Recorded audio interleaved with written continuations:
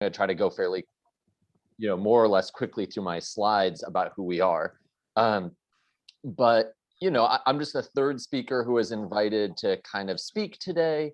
And as EBMUD, we're really, we're regulated at times by, agencies like SAMI's and like Ian's, but we're a public, not-for-profit government organization, which, is governed by an elected board of directors that you all have an opportunity to elect often when you go and you're voting for, president and city council and all that. And so in that sense, we're a local government agency with direct control over supplying drinking water in the area in Oakland, and I'll show you the whole service area, cleaning up wastewater. And those are kind of our two core, and protecting the environment kind of around both of those issues. Those are kind of our core functions. And so I'll talk about them really quickly. And then because because this is what kind of Phoenix asked for, I'll also talk a little bit about sea level rise impacts to what we do, water quality, and how to get in touch with us and engage with us. So again, please shout if I'm going too quick, but I know I'm a little short on time, so I just want to make sure I can tell you about all these, about how to get in touch with us. So this is our water service and wastewater service area. They're actually slightly different, but it doesn't really make a big difference, because suffice it to say, in the Oakland area, we are both. We both provide water and clean up the wastewater, the sewer water. So we basically, serve about 170 million gallons of drinking water per day, and then have to clean up about 53 million gallons of sewer water. But that's on a dry day. As we've discussed before, when it rains, that can actually surge quite a bit, almost 10 times that much.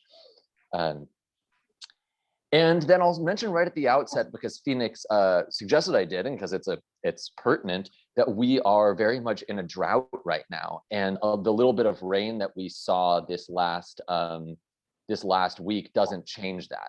We still are in what's called a declared stage 1 drought.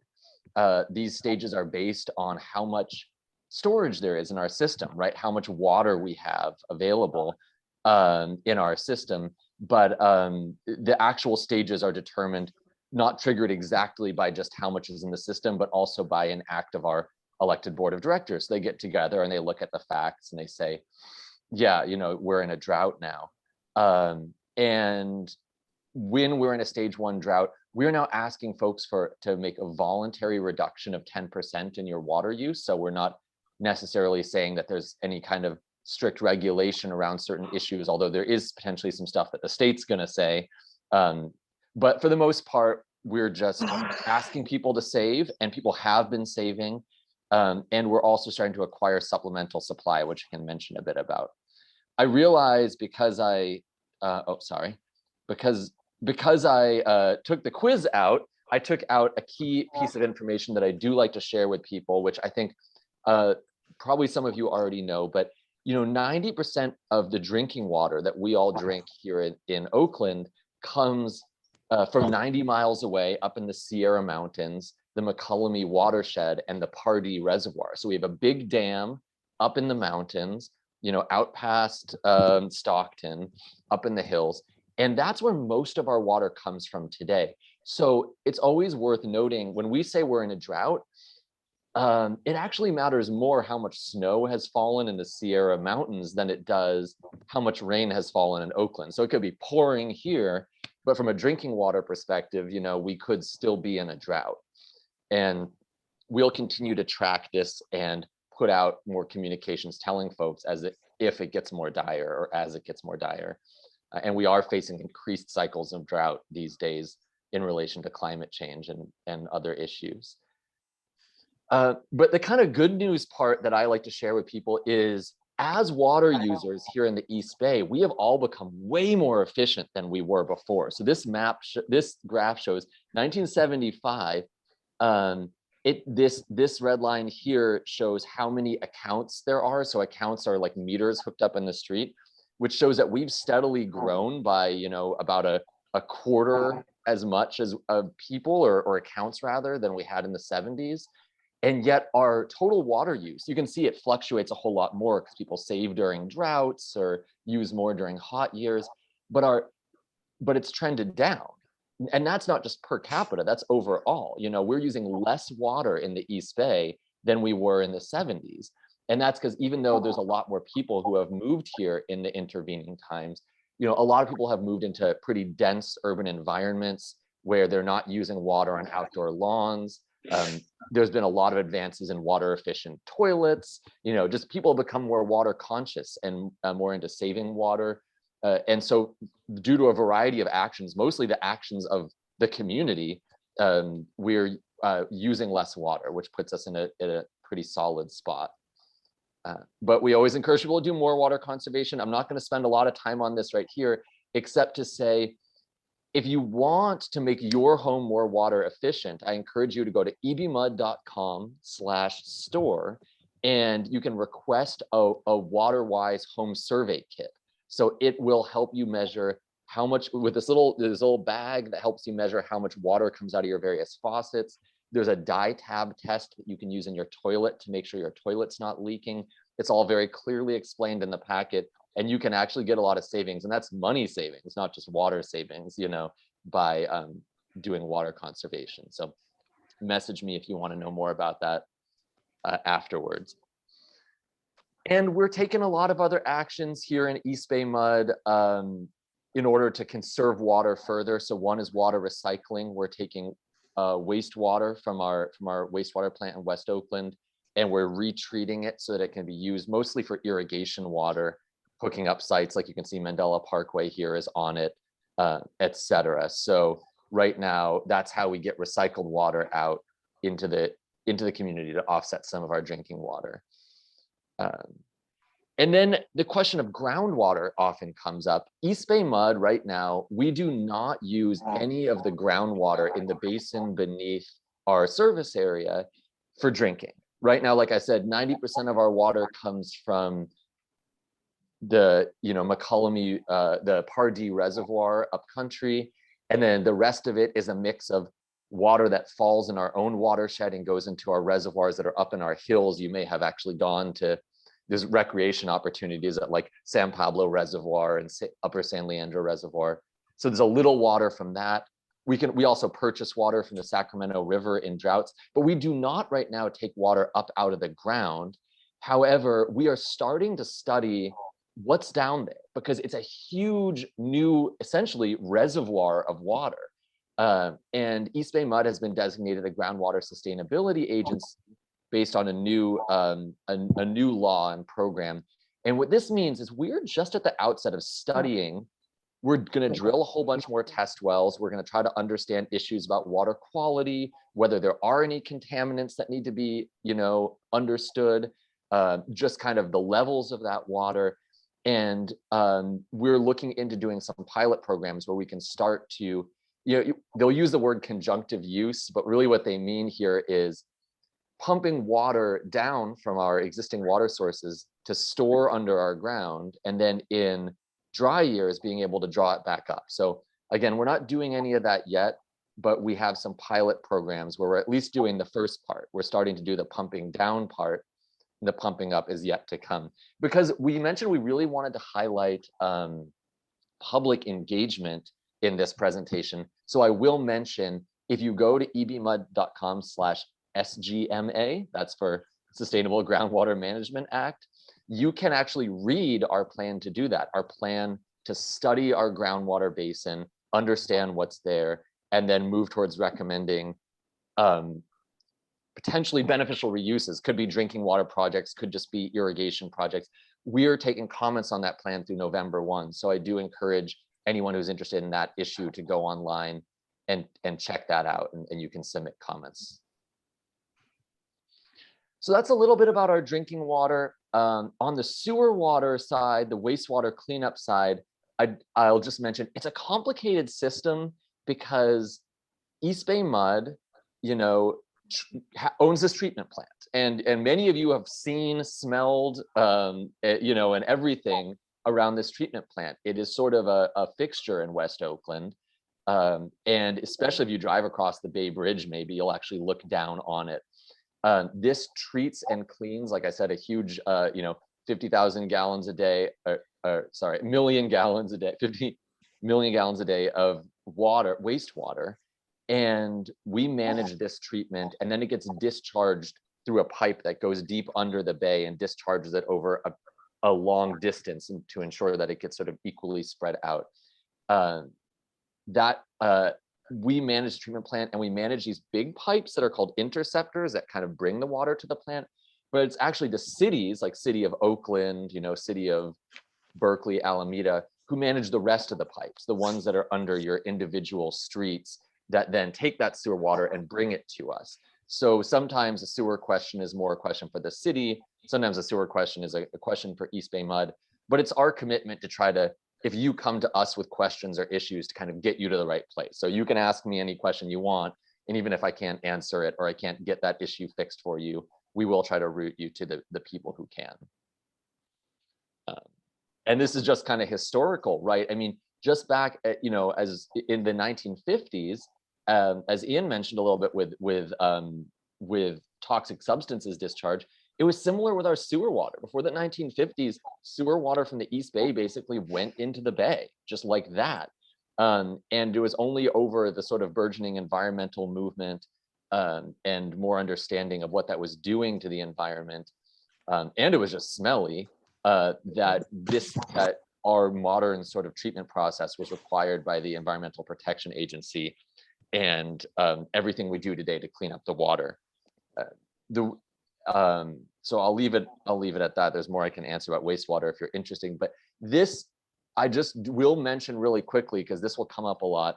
This is that rain issue that we were talking about at the outset. This idea that in a storm, because of leaky pipes like this one in the picture, rainwater gets into our sewer pipes, even though it's not really supposed to. The system for rainwater is supposed to be separate. You see, you've seen these storm drains around, right? And if you ever see these storm drains, you'll see they say, no dumping flows directly to bay.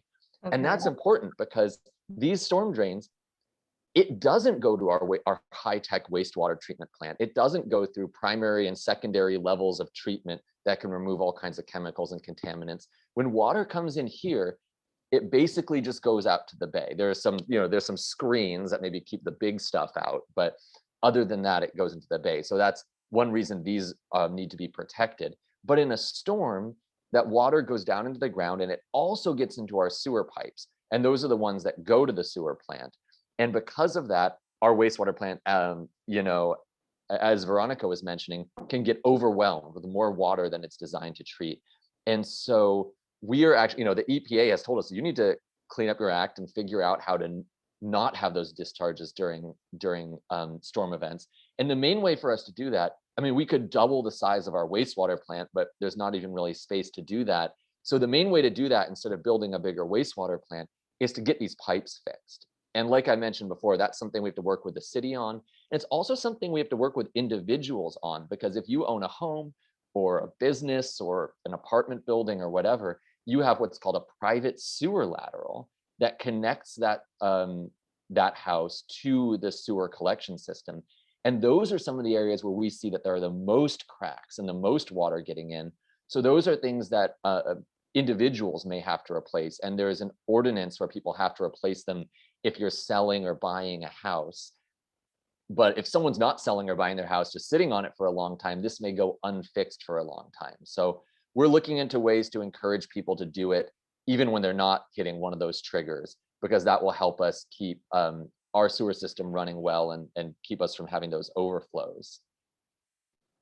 And I do encourage, if you want more info on this wastewater plant, especially what we're doing in West Oakland, like how we are handling our legacy of it being smelly, essentially, negative odor issues that we are working really, really hard to reduce.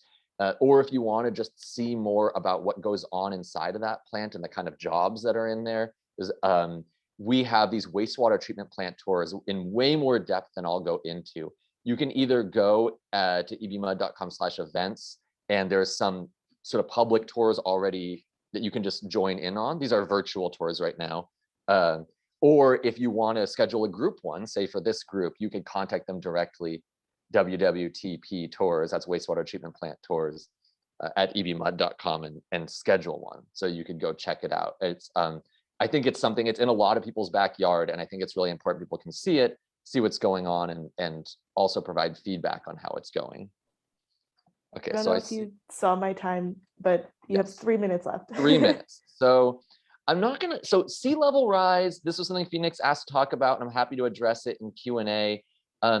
Long story short, this is something we have, East Bay Mud is taking on as part of a regional efforts. So we're not directly, our wastewater plant, for the most part, we think, even at sort of these like outside, like most scary scenarios, our wastewater plant will be fairly well protected, but we are partnering with a lot of other agencies that have shoreline kind of programs going on to make sure we're all working together on how we can protect our important infrastructure from sea level rise. We have one facility that we are a little more worried about based on sea level rise modeling, and this is this facility that's called our dechlorination facility. It's right here at that Judge John Sutter Park that you all visited. It's out because it's right near the bay. And this is where we do the final step of our wastewater treatment. It gets, the water gets chlorinated to get any nasties out of it, and then it needs to get dechlorinated before it goes into the bay. This one is at a lower elevation, and we do have some concerns about how this would be affected by climate change. And so it's something we already have plans to elevate this facility, is my understanding. I don't have all the details on that, but so the wastewater plant, there are some parts of it that could be at risk due to sea level rise. And then, yeah, I just want to mention as far as water quality, you know, this came up a lot when, like, I was at a lot of those McClymonds meetings and people were saying, well, the groundwater is contaminated. So, you know, what's going on with the drinking water at the fountains, for example. And I just want to impress upon people that, you know, the drinking water system is very much separate from the shallow groundwater, for example. It doesn't have any kind of relation to each other. As I mentioned before, most of that drinking water is coming from, you know, somewhere up in the mountains, for example. It's coming through these pipes, and the pipes are pressurized, and them being pressurized is kind of our key protection against water quality issues, because when you have a high pressure water inside a pipe, even if there's a little crack or hole in that pipe, nothing's getting in, right? Stuff's getting out. Water's probably spraying out around it. But as long as you maintain pressure in the pipe, things aren't going to be going in the other direction. You know, nothing's going to be coming in. And so that is kind of like our sort of like strongest, like most basic engineering protection against stuff getting into the pipes. So even though they may pass, say, through contaminated soil, we have, you know, many, many years of evidence to show that that doesn't affect how that water is going to be. So when it comes to what we do need to deal with on the water quality side, it's much more about making sure that nothing's growing inside the pipes, you know, nothing is or more commonly, nothing is, the pipes themselves aren't leaching out, say, like, you know, metals from the pipes into the water. And so our protection against that, there's a lot of things we do, and I don't have time to get into all of them, but we do something called corrosion control, which involves adding a chemical into the water that's safe for humans to drink, but that also makes sure that the pipes don't corrode, that nothing comes out of the pipes into the water. And we do a really extreme testing program. So there, we have water quality testers that go out through our whole service area regularly. We do more than 20,000 tests a year, is I think the number I was given. That means those are people going out multiple times a day, multiple locations, sourcing water and testing it, because of course, we don't want to just say it's good when it comes out of the water treatment plant. We want to be able to tell you it's good when it is in the neighborhood.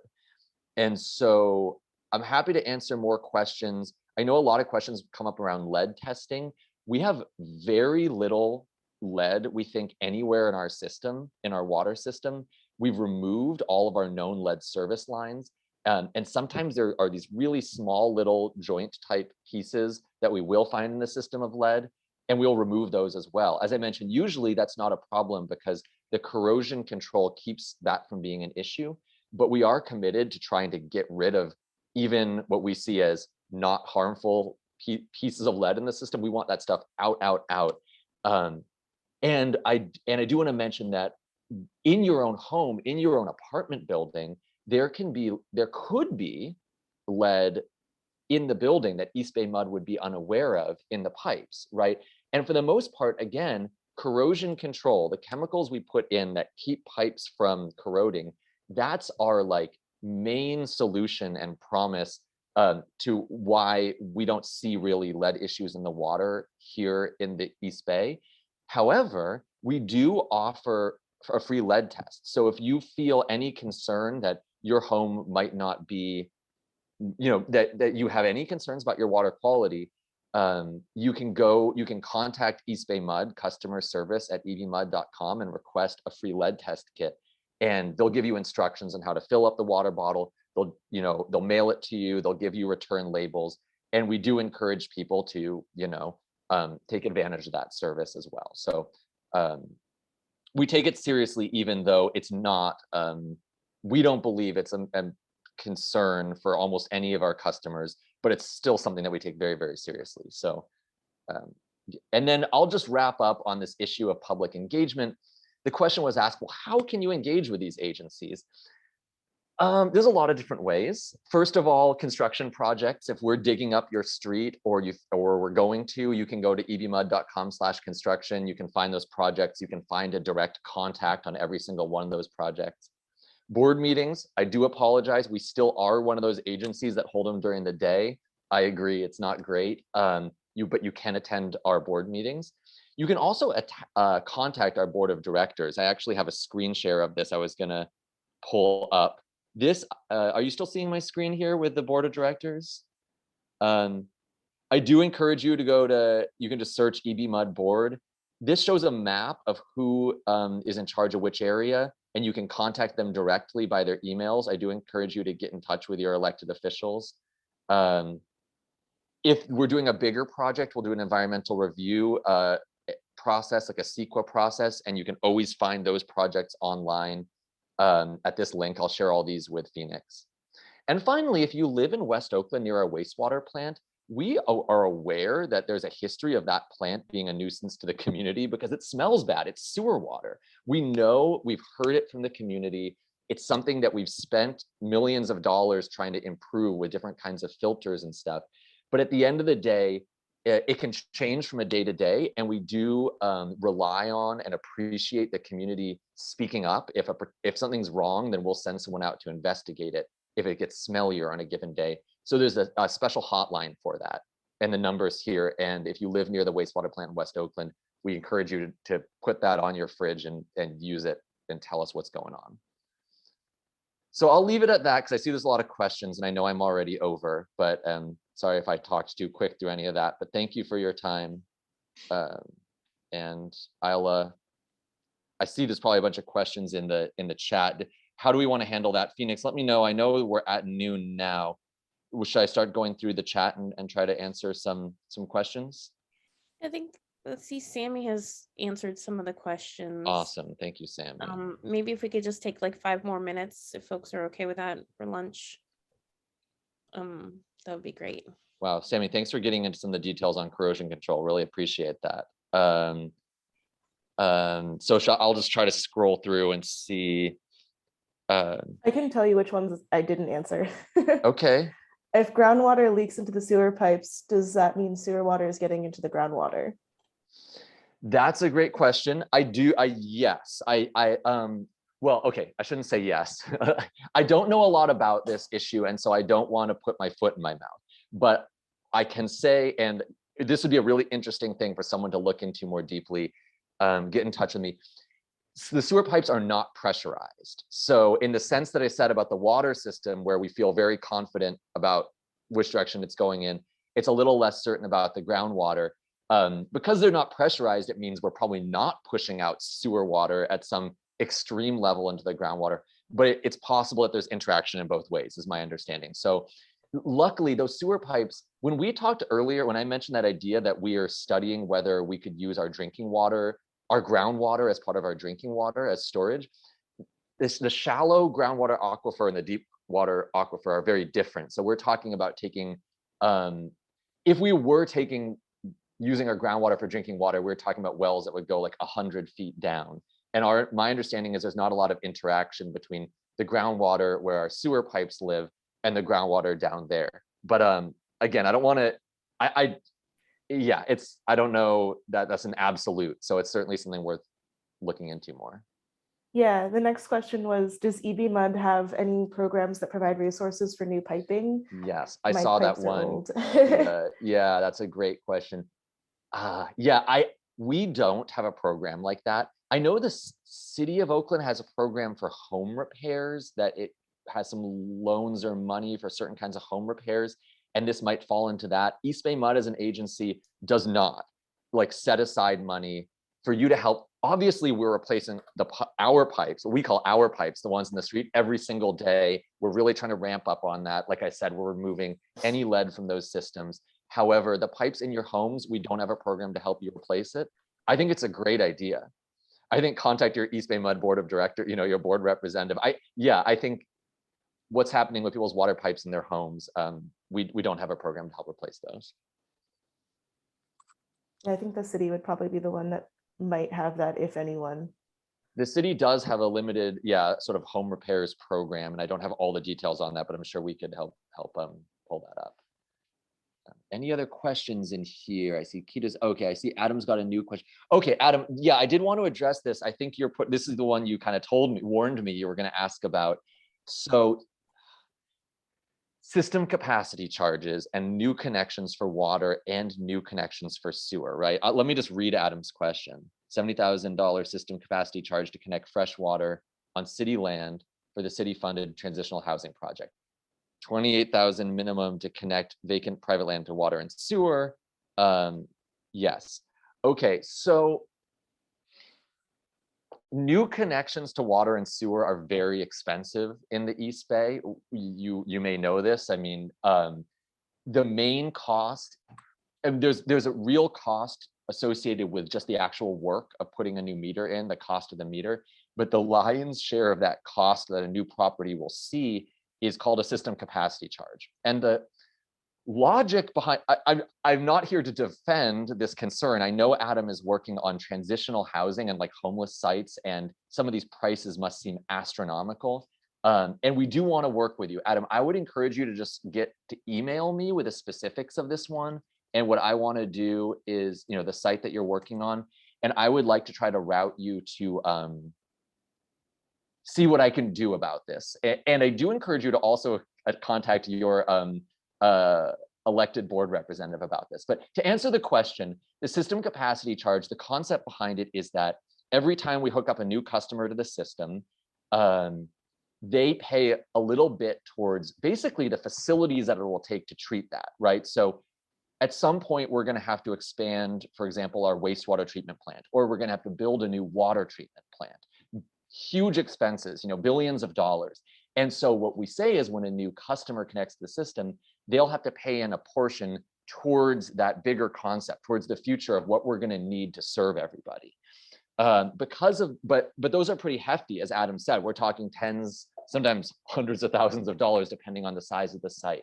So we think that's fair and realistic and what it costs if you're building like a new hotel in downtown Oakland or something. But how does that apply to a site like a temporary use at a at, like, for example, one of these city tough shed facilities that for the transitional housing? We don't have a really clear model for something like that, to be perfectly honest. And so right now, we're kind of taking those on a case-by-case basis, and that's why I put my email on there, Adam. That's basically the baseline I have for you. I do encourage you to reach out to me, and I'll see how I can help you with that one. There's been some sites where we've made a little progress on that issue based on the concept that they're not permanent. So again, obviously the point of the system capacity charge is that you're paying into future facilities. But if you can say, this is as many of these transitional housing things are, this is something we're offering temporarily due to the homelessness crisis, then it's something that may be able to have some of those fees reduced or waived. So get in touch with me. And I just see Mitzi has a question. Groundwater, fracking. Oh yeah, okay, not really a question, but yes, I think we're lucky that we don't see fracking near the sources of our water, so we don't have to deal with that. But I understand there's a lot of concerns around that. Can I clarify? Yeah, please. So like in Oklahoma, there weren't really earthquakes prior, but now because there's fracking for natural gas, it's like destabilizing the like land. So I'm wondering, especially because the hydrological cycle seems to also be a closed cycle, like the water's just changing different forms. It goes from gas to solid to so on and so forth. Would that be the same if we started tapping our groundwater out of the ground? Like Yeah. should we even be considering tapping groundwater for drinking water use if it's gonna cause, we're like creating additional future unknown concerns like the earthquakes that are now occurring in Oklahoma and other places where they frack. Gotcha. No, thank you, Mitzi. Yeah, okay, I get it. So there are potential concerns around using groundwater for drinking water.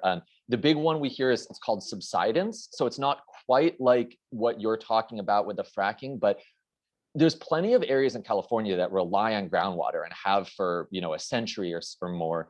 And so we have a lot of information on what can go wrong, right? And one of them is subsidence. And that means if you keep sucking the water out from the groundwater, eventually you can actually have issues where the earth sinks down too, and people's foundations crack and all kinds of issues result from that.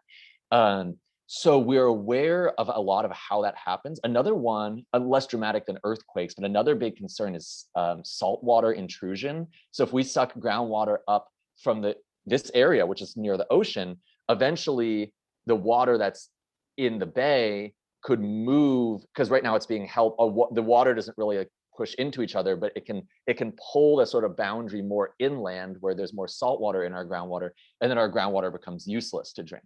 And so there's some really big potential environmental issues with groundwater. That's why the process we're doing right now, that one I said that you can comment on through November 1, is all about studies. So we're drilling a whole bunch of groundwater wells, test wells, to basically have the data to go, okay, well, here's where our water is. If we start seeing any little impact on any of these things, whether it's subsidence or saltwater intrusion, we'll have much better it's having the science behind it before we decide even what we might do. So right now we're in very, very early phases, and we want to do that right. But we think there's a lot of good science out there to do it right without seeing those problems. Okay. Thank you. Yeah, no problem. I have a question. Sure, please. Ben? Yeah.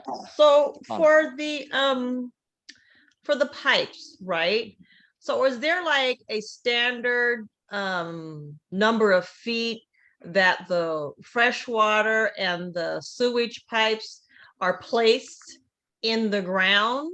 And do you know that those measurements, like as far as feet or what, Yeah, I'm sorry, I don't know all of the utility quarter regulations and plumbing codes off the top of my head. There are standards about where things get placed and how far apart and how those pipes are protected.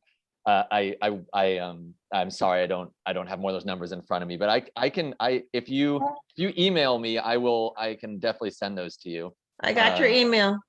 Again, at the end of the day, we can keep our sewer and our drinking water pipes separate, but we have no idea what else is going on in the ground, say. And so that's why we rely more on the pressurization and the constant sampling across our service system to be the real protection on water quality. But there are also, as I understand it, at least I know in buildings, there's requirements about how pipes are separated. And I think in the utility quarters in the street, there are too, but let me get back to you on that. Shoot me an email about it. That's a good question. We're at 12:16, so I want to thank you all for joining us today. And yeah, this was very informative. I feel like we could go on for a really, really long time talking about this some more, all these different things that you're bringing forward. But to Ian and Ben and Sammy, thank you so much for joining us today. Yeah, happy to. Thank you for having